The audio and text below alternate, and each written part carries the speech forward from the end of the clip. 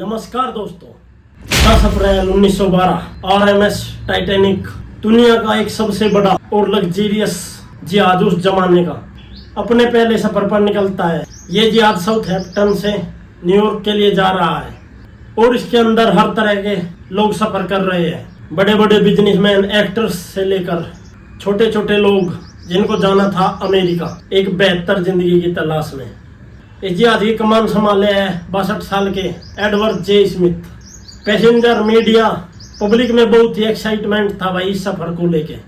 आखिरकार ये ना सिर्फ दुनिया का सबसे बड़ा शिप है, 269 मीटर की लेंथ और 50 मीटर से भी ज्यादा ऊंचा है भाई ये, बल्कि इसमें इस्तेमाल लग्जरियस भी भाई हिला देने वाली है। उस जमाने में इस शिप को बनाने में 7.5 मिलियन डॉलर कॉस्ट पड़ी थी, जो आज के हिसाब से देखा जाए तो 400 मिलियन डॉलर के बराबर है। शिप को देखा जाए तो भाई किसी 5 स्टार होटल को भी पीछे छोड़ दे। Stain glass window, ornate wood panelling, 2 बड़े बड़े grand staircase, heated swimming pool, Turkish bath, electric bath, एक जिम, एक स्क्वैश कोर्ट, 4 रेस्टोरेंट, 2 नाई की दुकान और एक लाइब्रेरी। और इसमें फीचर की बात करें तो भाई उस समय का ये अनसिंकेबल जहाज माना गया, एक ऐसा जहाज जो कभी डूब नहीं सकता था। व्हाइट स्टार लाइन कंपनी द्वारा टाइटैनिक जहाज को बनाया गया। इस कंपनी के प्रेसिडेंट ने पब्लिकली आगे बोला था भाई ये अनसिंकेबल जहाज है। अपने पहले सफर पर निकलने के 2 दिन बाद ही 12 अप्रैल 1912 को टाइटैनिक को अपनी पहली आइस वार्निंग मिलती है, यानी कि जिसे अटलांटिक ओशियन में तैरकर अमेरिका जा रहा था वहां पर आइस मौजूद थी। बड़े बड़े बर्फ के टीले और बड़े बड़े पहाड़ मौजूद थे, जो कि बहुत ही खतरनाक साबित हो सकते हैं इस जहाज के लिए। ये वार्निंग बहुत ही यूजफुल होती है, जो कि आसपास के सफर कर रहे समुद्री जहाजों द्वारा एक दूसरे को प्रदान की जाती है, जिससे कि खतरा टल सके। टाइटैनिक इन वार्निंग को इग्नोर करते हुए 2 बार अपना रूट चेंज करता है, लेकिन अपनी स्पीड जो है भाई वो स्लो नहीं करता। 21.5 नॉट्स, जो कि लगभग 40 किलोमीटर प्रति घंटा की स्पीड थी भाई। 2 दिन बाद 14 अप्रैल 1912 को टाइटैनिक को 7 और वार्निंग मिलती है भाई, लेकिन कैप्टन स्मिथ और उनके क्रू मेंबर्स इन सभी वार्निंग को इग्नोर कर देते हैं। शिप की स्पीड थोड़ी सी भी कम नहीं करते। धीरे धीरे सूरज ढल जाता है, रात होने लगती है। 14 अप्रैल को एक और खास बात थी, उस रात चांद बाहर नहीं आया था।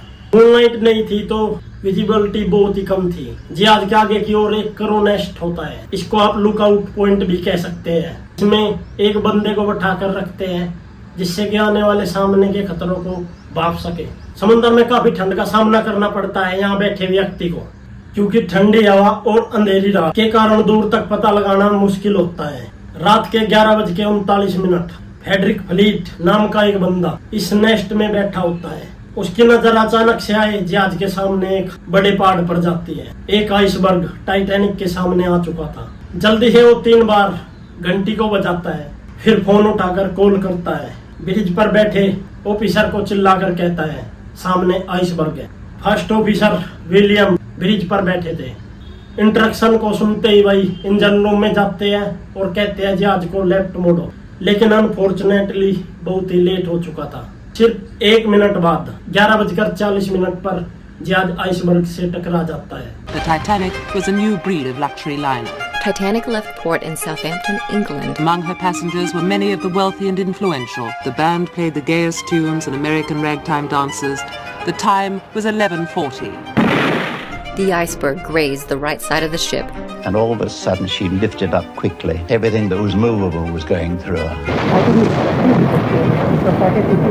ये आइसबर्ग भी कोई छोटा मोटा आइसबर्ग नहीं था। लंबाई में ये 200 × 400 फीट, लगभग एक फुटबॉल के ग्राउंड जितना बड़ा था, और हाइट में जहाज के क्रॉस नेस्ट तक आ रहा। साइंटिस्ट का एस्टिमेट है कि इस आइसबर्ग का वजन 1.5 मिलियन टन था, लगभग 150 करोड़ किलोग्राम। आइसबर्ग के साथ ये टकराव जहाज के फ्रंट में राइट साइड में हुआ, जिसको बो कहा जाता है। जहाज का बो कौन सा हिस्सा होता है इस फोटो में देखें। सामने का ये हिस्सा बो कहलाता है और जहाज का निचला हिस्सा कील कहलाता है। करीब 10 सेकंड तक ये जहाज आइसबर्ग से घिसड़ता हुआ चला गया और एक बहुत बड़ा डेंट पड़ गया, जिससे जहाज की बॉडी को काफी नुकसान हुआ। अब आप ये सोचेंगे कि बर्फ से लोहे में होल कैसे हो सकता है। ये कोई बर्फ का छोटा मोटा टुकड़ा नहीं था, ये ठोस बर्फ का पहाड़ था।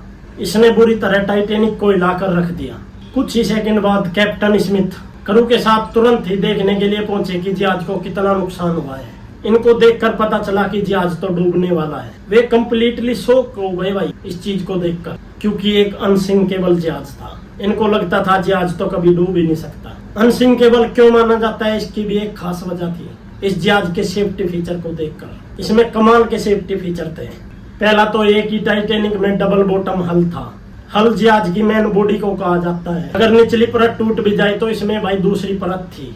और दूसरा ये कि जहाज के बॉटम को अलग अलग 16 भागों में डिवाइड किया हुआ था, जिससे जहाज के 1, 2, 3, 4 कंपार्टमेंट टूट भी जाए और उनमें पूरी तरह से पानी भी भर जाए तो जहाज को कोई नुकसान नहीं होने वाला था। लेकिन बदकिस्मती से जहाज साइड में टकराया था, जिससे उसके 6 कंपार्टमेंट बुरी तरह ध्वस्त हो चुके थे। 6 कंपार्टमेंट में पानी भरना मतलब अब जहाज को डूबने से बचाना नामुमकिन था।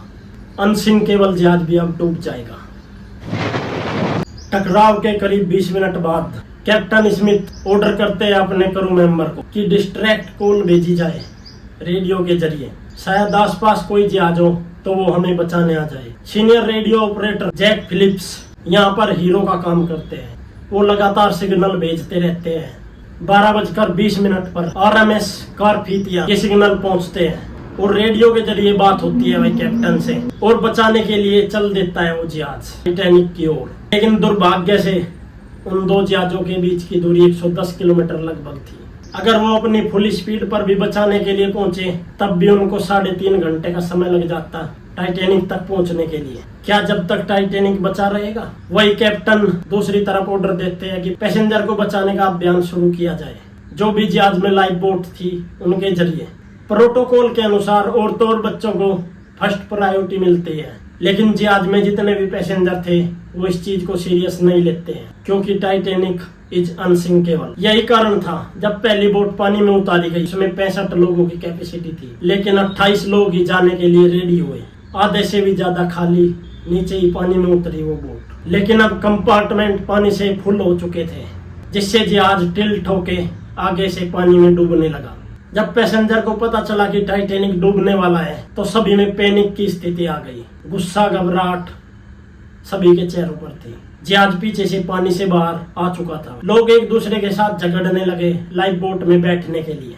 जहाज पर सिर्फ 20 बोट थी, लेकिन जहाज में तकरीबन 2200 लोग मौजूद थे। रात के 2 बजे आखिरी बोट पानी में उतारी गई, लेकिन टाइटैनिक में अभी भी 1500 जान फंसी हुई थी। लोग जान बचाने के लिए लड़ रहे थे, पानी में कूद रहे थे, लेकिन कुछ ने वहीं पर अपना भाग्य स्वीकार कर लिया था। जिंदा बचे आई विटनेस के अनुसार 2:20 पर जहाज 2 हिस्सों में टूट चुका था भाई। फिर धीरे धीरे करके पानी में डूबने लगा। दुनिया के सबसे बड़े और सबसे लग्जरियस जहाज को डूबने में 3 घंटे का समय भी नहीं लगा। जो 15 लोग जहाज पर मौजूद थे या तो जहाज के साथ पानी में डूब गए या फिर जान बचाने के लिए पानी में कूदने लगे। जो पानी में कूदे वो हाइपोथर्मिया के कारण मरने लगे, क्योंकि -2 डिग्री सेल्सियस पानी का तापमान था। इतने ठंडे पानी में कुछ ही मिनटों में जान चली जाती है भाई हाइपोथर्मिया के कारण।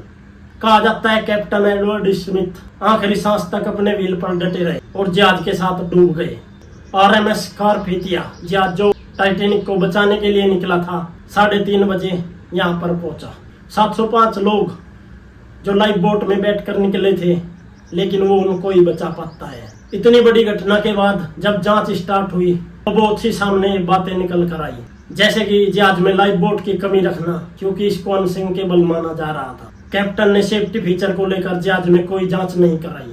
एक बड़ी गलती स्टेयर व्हील पर मौजूद रॉबर्ट की है। उनको इंस्ट्रक्शन मिली कि जहाज को लेफ्ट की ओर मोड़ लो, लेकिन उन्होंने आइसबर्ग की तरफ राइट साइड में जहाज को घुमा दिया, जो कि आइसबर्ग के ओर नजदीक ले जा रहा था टाइटैनिक को।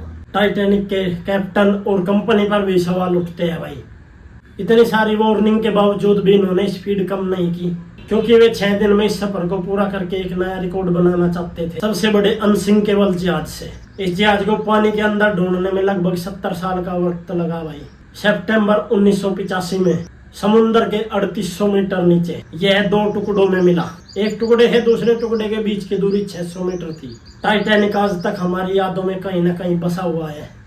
यही थी एक अनसिंकेबल जहाज की कहानी। मुझे कमेंट बॉक्स में जरूर बताएं भाई आपको कैसी लगी वीडियो। मिलते हैं एक और नए टॉपिक के साथ। जय हिंद दोस्तों।